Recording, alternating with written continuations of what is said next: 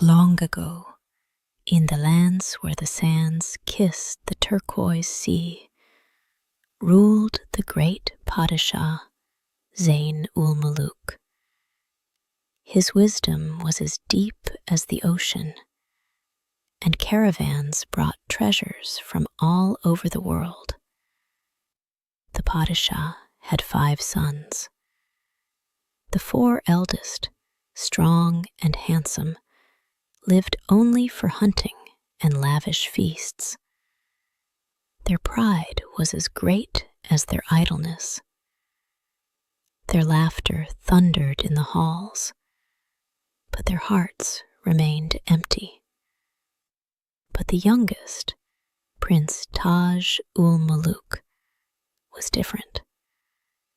Brave and skillful, he valued not the clinking of coins, but the wise word and quiet counsel of the viziers. And while the elder princes sought their reflection in the gleam of golden goblets, the youngest sought it in the wise and loving eyes of his father. But one day, a shadow fell upon this prosperous kingdom. Waking up in the morning, the great Padishah Zayn-ul-Muluk saw that the bright colors of the world were veiled in a gray haze. With each passing hour, the darkness in his eyes thickened like a premature sunset, and by evening, the world for him had turned into a bottomless night. Horror and despair seized the king, imprisoned in the dungeon of his own body. And this darkness consumed not only him.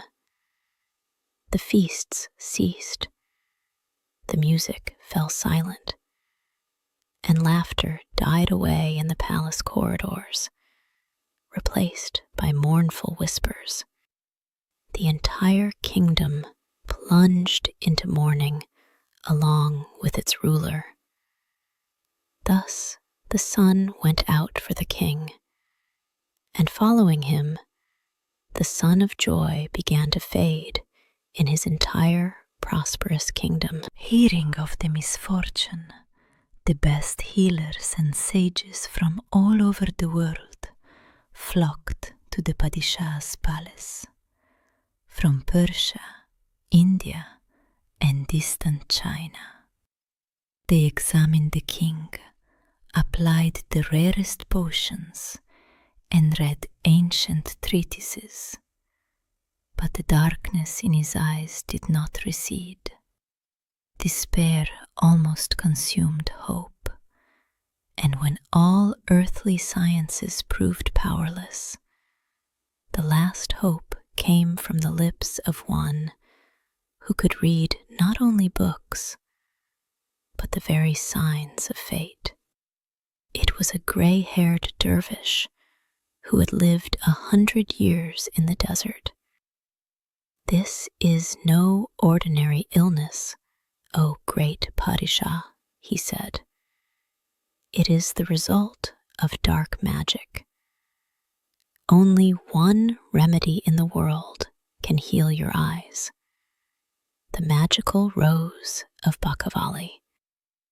"Tell us about this rose, wise man," the Padishah implored, and his sons repeated this request. And the elder told a legend as old as the world.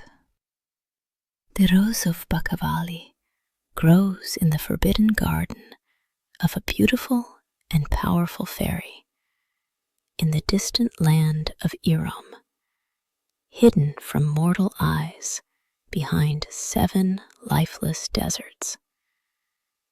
Her garden is surrounded by a wall of sparkling diamonds, and the gates are guarded by terrible divs, demons who incinerate with a single glance anyone who dares to approach. The fairy herself is ruthless to those who disturb her peace. For thousands of years, the dervish finished, and his voice became as quiet as the rustle of sand. Not a single mortal who set out in search of the flower has returned from there alive. It was not just a rose, but a dream, guarded by nightmares. A treasure for which one had to pay, not with gold, but with life itself. Hearing about the rose, the king announced, "Whichever of my sons brings me this flower will become my heir and receive the throne." The hearts of the 4 elder sons ignited not with filial love, but with a thirst for power, and they immediately volunteered for the journey. Lavish caravans were immediately assembled. Dozens of camels laden with gold, and detachments of warriors. The princes believed that the magic flower could be bought or conquered by force. Bidding farewell to their father, they set off with noise and pomp. They were not going to save their father, but to conquer a crown. And their caravans carried everything but the main thing, a pure heart. After several days of travel, the caravans of the elder brothers arrived in a large and wealthy trading city.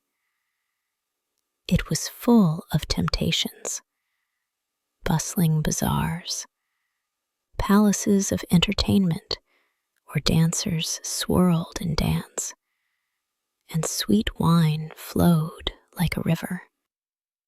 The brothers decided to make only a short stop. But day turned into night, and night into a week. They completely forgot about their goal and their blind father, plunging headlong into a whirlwind of feasts and gambling. The treasures intended for a great feat quickly melted away, and soon the princes were left with nothing, disgraced and forgotten in a foreign land.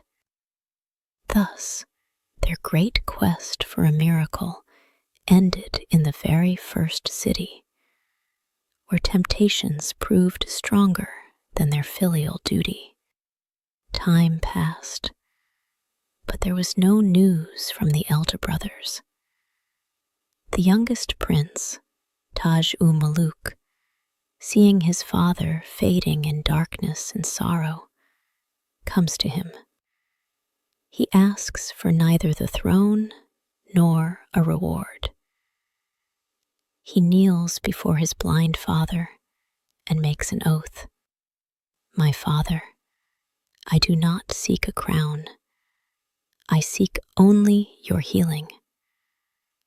I swear that I will go in search of the Rose of Bakavali and will not return until I bring it to you, or I will perish on this path." There is no boasting in his words, only a quiet, steely resolve.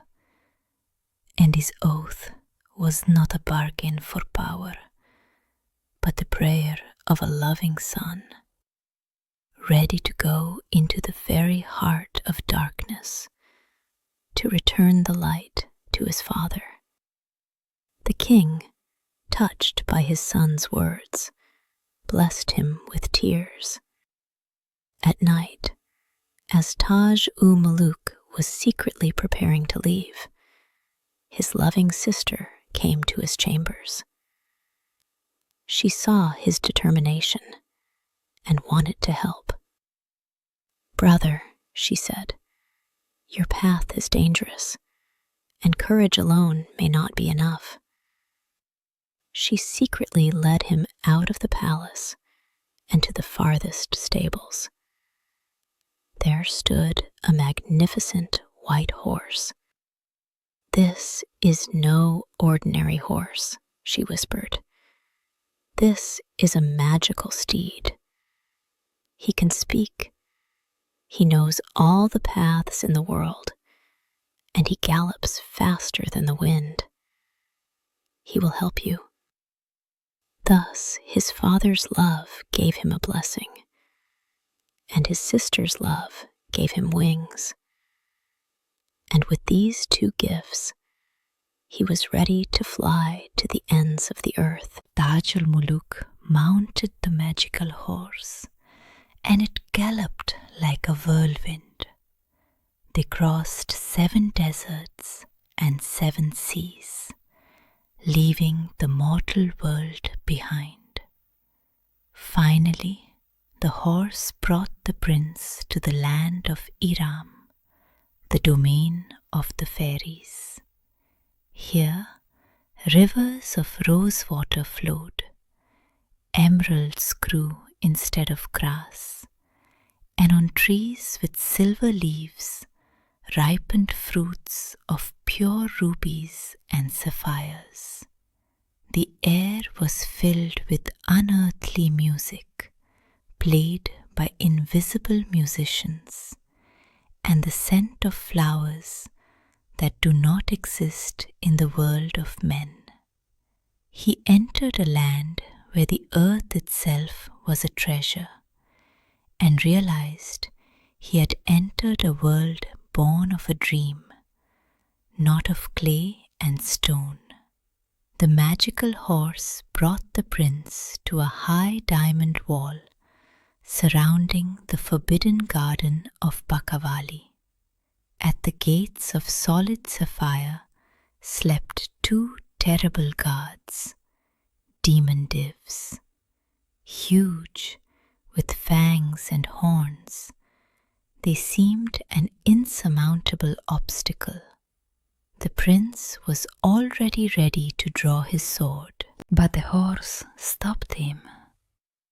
"Quiet, prince," he whispered. "These guards are invulnerable to steel, but they have one weakness. They sleep a dead sleep during the day and are awake only at night. Now is your only chance to get inside unnoticed." The prince understood that cunning was more important here than courage. 2 nightmares, capable of destroying entire armies, slept at the gates, and silence was the prince's main ally at this hour. Tiptoeing past the sleeping guards, Taj al-Muluk secretly entered the garden. A sight of unseen splendor opened before him. Fountains gushed with streams of liquid pearl, and birds of paradise fluttered in the air. In the very center of the garden, by a fountain, on a bed of living flowers, slept the fairy Bakavali herself, as beautiful as a full moon on a clear night. And next to her, in a crystal vase, stood what he had come for, the magical Rose of Bakavali. It did not burn, but radiated a soft, warm, healing light that seemed to penetrate to the very heart. He froze, afraid to disturb this perfect picture with his breath, where 2 wonders slept side by side, the most beautiful creature in the world, and the cure for the most terrible darkness. The prince approached the vase, and carefully, so as not to make a sound, plucked the magical flower. He was already ready to leave unnoticed, but his knightly honor did not allow him to act like a common thief. He had to leave his mark, to declare his deed. He looked at the sleeping fairy, then took off his heavy royal ring from his finger, with the crest of his lineage carved on it. Very carefully, barely breathing, he took her slender hand and placed the ring on her finger. Now she would know Who had dared to pluck her flower? He took her flower, but in return, he left his name, turning the theft into a challenge, and the escape into an invitation to a chase. Having done this, he left the garden just as quietly. Taj-u-Maluk, on his magical horse, raced back to his kingdom. He ran into the chambers of his blind father, who sat on the throne, sad and motionless. The prince approached him and gently brought the magical Rose of Bakavali to his unseeing eyes. In that same instant, the flower flared up with a soft light. The king shuddered, opened his eyes, and the darkness that had tormented him for so long dissipated. He could see again, and the first thing he saw was the loving face of his youngest son. Their joy was boundless, and the news of the miracle ignited jubilation throughout the palace. And the light of the magical rose not only returned the king's sight, it returned light and hope to his entire grieving kingdom. Meanwhile, in the distant land of Iram, the fairy Bakavali awoke on her bed of flowers. She opened her eyes and immediately felt that something was wrong. The air in her garden was no longer filled with the healing light. She looked at the crystal vase and saw that the rose was gone. Her fury was like a storm born in the heart of a volcano. The sky over the land of the fairies darkened. The flowers closed their buds, and the demon divs at the gates awoke and roared with their mistress's anger. She was ready to incinerate the entire mortal world for such unheard of audacity. Who dared to invade her domain and steal her greatest treasure? Her entire magical land froze in fear, waiting to see upon whom this fury would be unleashed. In the midst of her anger, Bakavali leaped from her bed and noticed something foreign on her finger.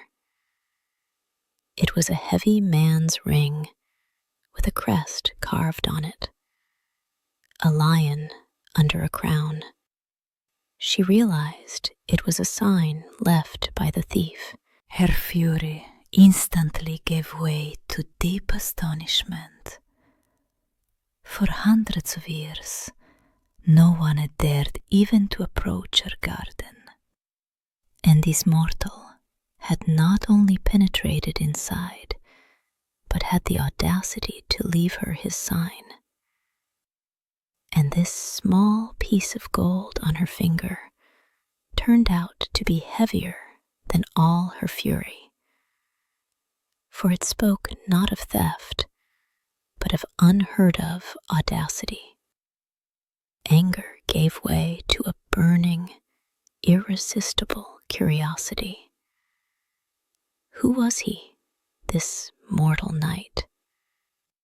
Bakavali brought the ring to her eyes. With her magic, she saw the image of the one who wore it, a brave and noble youth. She imagined his deed. He had passed the sleeping demons, but after plucking the flower, he did not flee like a coward, but left his sign, throwing down a challenge to her.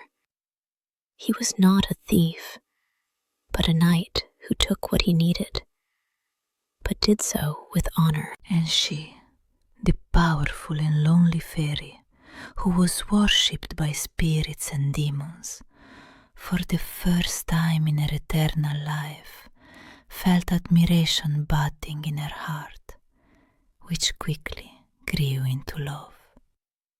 She fell in love not with his face, which she had only seen through magic, but with his deed, in which there was more courage and honor than in all the legends she knew.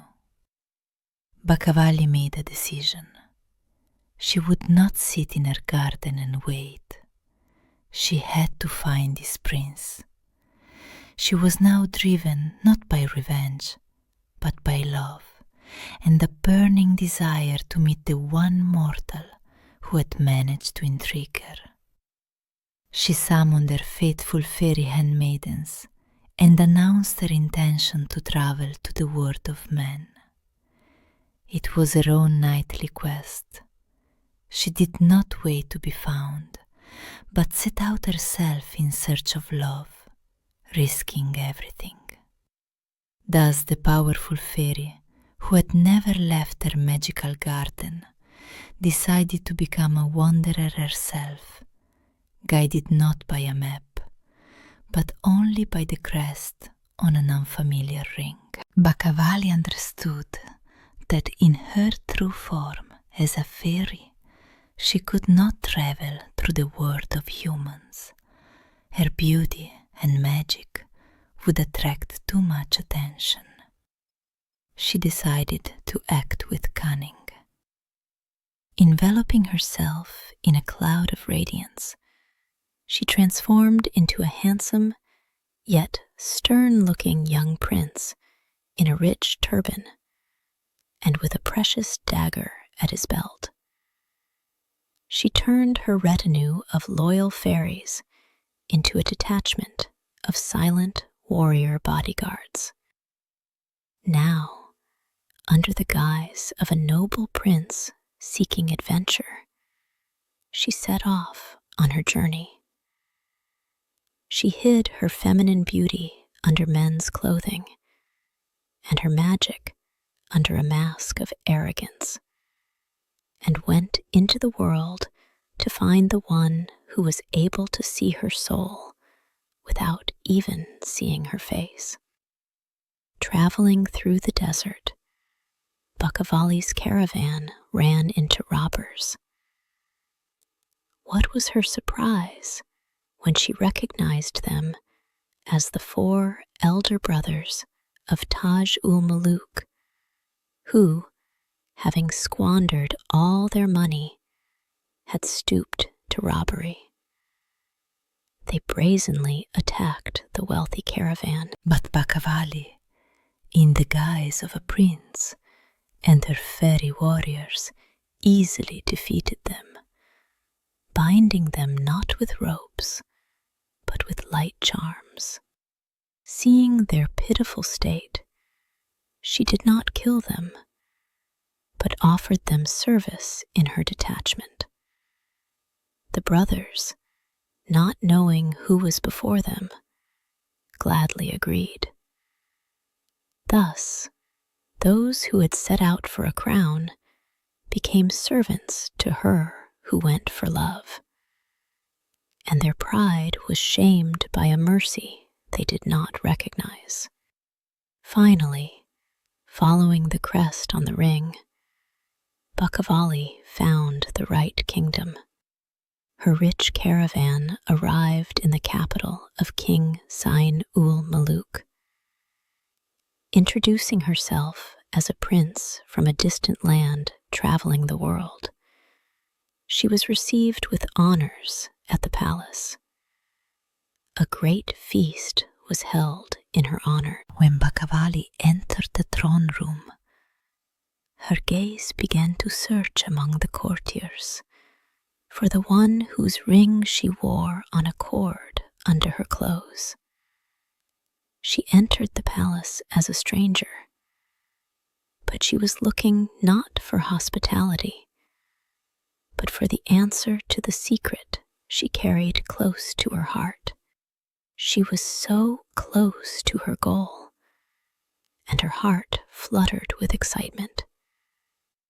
At the feast, Bakavali in the guise of a prince, was seated in a place of honor next to Taj ul Muluk. Their eyes met. At that moment, they both felt a strange, inexplicable attraction. Taj ul Muluk saw in the guest's eyes a familiar wisdom and beauty that reminded him of the sleeping fairy in the garden. Bakavali, in turn, felt the nobility and purity of heart that she had seen in the magic of the ring.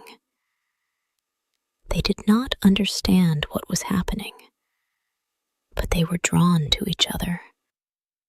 Their eyes met, and two souls, one in a male guise, the other with a heart full of mystery, recognized each other through all the masks and spells. To test her guess, Bakavali decided to give the prince a test. She addressed the guests. In my country, there is a legend about a powerful fairy whose garden was impregnable. But one day, a brave knight entered it and stole her magic flower. She paused and, looking directly at Taj ul Muluk, added, "But he was not a common thief." As a sign of his honor, he left his ring in place of the flower. Tell me, Prince, what would you call such an act? Theft or valor? She told his own story, turning it into a legend, and waited to see if he would recognize his reflection in this mirror. The whole hall fell silent, and only Bakavali's eyes watched Taj ul Muluk's reaction closely as he suddenly turned pale. Taj ul Muluk, upon hearing this story, blushed to the roots of his hair. He realized that before him was the very fairy whom he both loved and feared. He did not answer the question in front of everyone. Instead, he stood up and asked the noble guest to take a walk with him in the garden. There, away from prying ears, under the light of the moon, he confessed everything, telling about his father's illness and his desperate act. In response, Bakavali also revealed her secret. She cast off her male guise and appeared before him in all her magical beauty. And in the silence of the night garden, two secrets met, and two masks were dropped, leaving only two loving hearts that had been searching for each other for so long. They were happy, but their happiness lasted only a moment. The sky suddenly darkened, and thunder rumbled. Although there was not a single cloud in it, before them appeared the formidable figure of Indra, the king of the gods and lord of the fairies.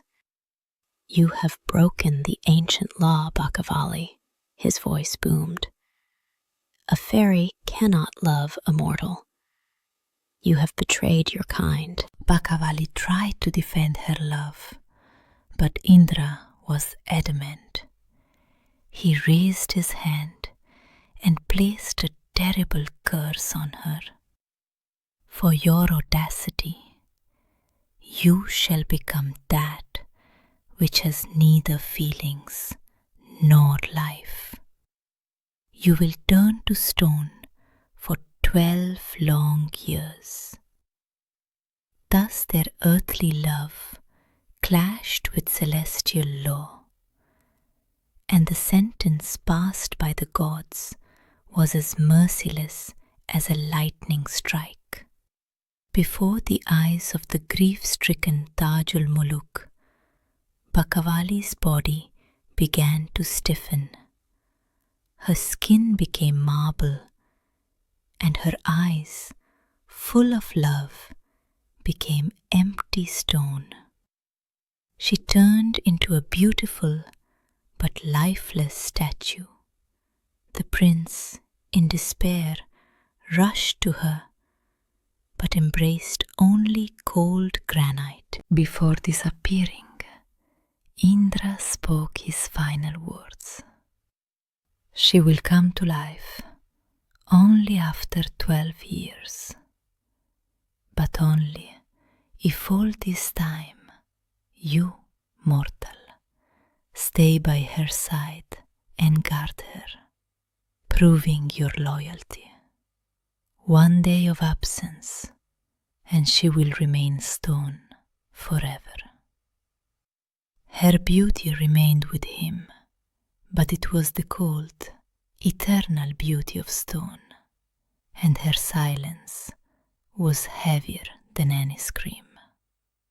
Tajul Muluk, having heard the sentence, did not despair. He accepted the challenge. This was his second, main knightly feat, a feat of loyalty and patience. He renounced the throne, his kingdom, the whole world.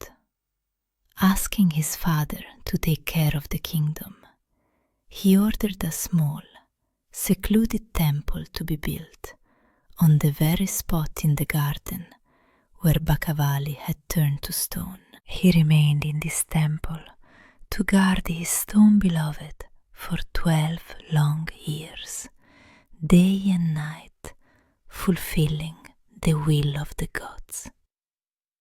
He voluntarily became the guardian of her stone sleep, and his small temple became the fortress of his loyalty, which neither time nor despair could take. He was ready to wait for an eternity. Years passed. Winters covered the temple with a blanket of snow, and springs showered it with petals. The prince did not leave his post. He cared for the statue. He dusted it, decorated it with flowers, and talked to it as if it were alive. He read her poetry and told her about the world outside the temple walls. He grew old. His hair turned grey, and wrinkles appeared on his face, but his gaze, directed at the statue, remained just as loving and devoted. The world changed. Kings grew old and kingdoms fell, but in the small temple, time stood still, subject only to one law, the law of his love and his waiting. The last day of the 12th year arrived. The prince, who had turned into a grey-haired, stooped old man, felt that his strength was failing. He was afraid he would not live until midnight, until the moment of her awakening. He sat at the foot of the statue, resting his head on her cold stone knees. "I endured, my love," he whispered. "I kept my word. Now it is your turn."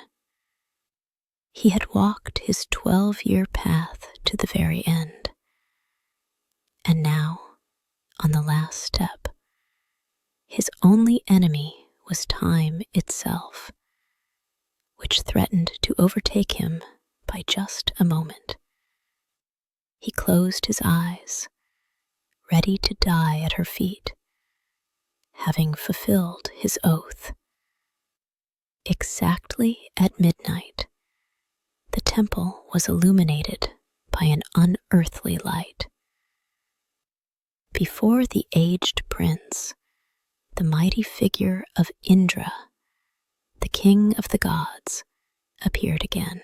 Indra looked at the grey-haired old man sleeping at the feet of the stone statue, and his face, previously angry, softened. He saw that the mortal had not just fulfilled the condition, but had shown such loyalty and love that was worthy of the gods. "You have won, mortal," he said in a quiet but powerful voice. "Your loyalty proved stronger than my anger and firmer than my laws." And the god who had once come to judge returned to witness a miracle that was greater than his own justice. Indra stretched out his hand and touched the stone shoulder of the statue. In that same instant, the grey stone began to glow from within with a warm, pearly light. It became transparent, then soft, and now, before the prince stood not a statue, but his living and unharmed beloved, the fairy Bakavali. She opened her eyes as if from a long sleep, and the first thing she saw was the grey-haired old man sleeping at her feet. She recognized her prince in him, and, kneeling down, understood the sacrifice he had made for her.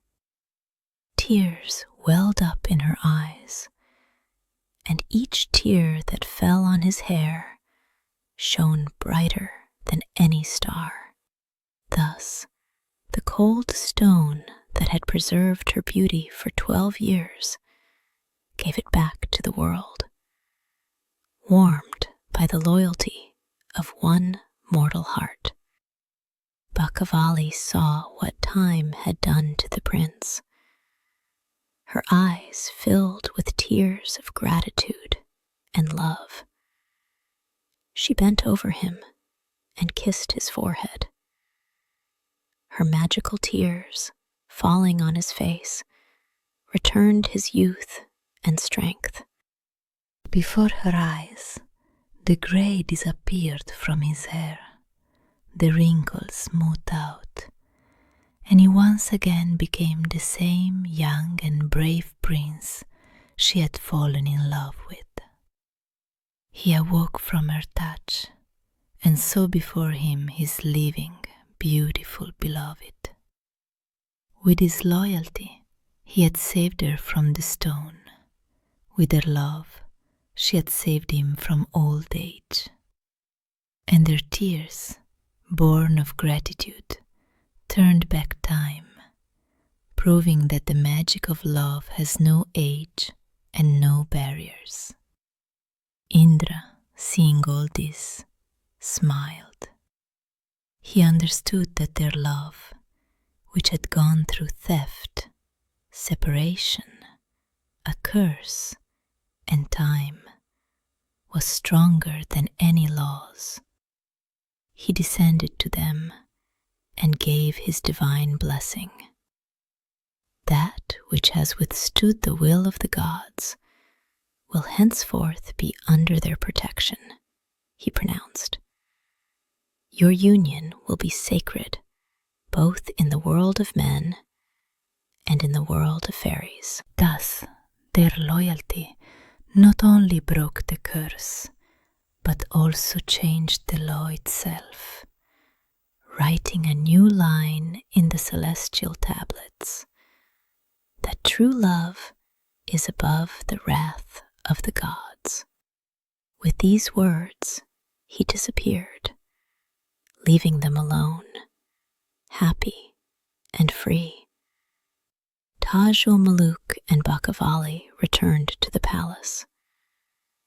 They were met by the king, now deeply aged, but having waited for his son. His joy and amazement were boundless when he saw his son young again, and beside him, a bride of unearthly beauty. The entire palace rejoiced. 12 years of sorrow and waiting had finally ended, and the old king, who had already despaired of seeing his son again, in one day gained not only him, but also youth in his eyes, and eternal spring in the beauty of his bride. The elder brothers, who had long since returned to the palace, saw Taj ul-Muluk's triumph. Hearing the story of his 12-year vigil and incredible loyalty, they were ashamed of their lives spent on empty amusements. They approached their younger brother and asked for forgiveness for having considered him weak. And they finally understood that while they had wasted their years, their younger brother had lived an entire eternity. And in that eternity, he had gained a wisdom they never had. Taj ul-Muluk, whose heart was full of happiness, embraced them and forgave them, reuniting the family. The most magnificent wedding the world had ever seen was held at the palace. Not only kings and princes from the world of men came to it, but also fairies, spirits, and good magicians from Bakavali's world. Two worlds, the world of men and the world of fairies, celebrated together, united by the love of their rulers. The feast resounded throughout the world, and wine flowed like a river. Thus the mortal prince and the immortal fairy joined their destinies, and their wedding became a bridge between two worlds, built of the pure gold of love and loyalty. Taj ul-Muluk became king after his father. He ruled wisely and justly with his beautiful fairy queen Bakavali. Their reign was long and happy, and their love was eternal. And the story of the Rose of Bakavali and of the love that was able to conquer both the wrath of the gods and time itself became the greatest legend of their people.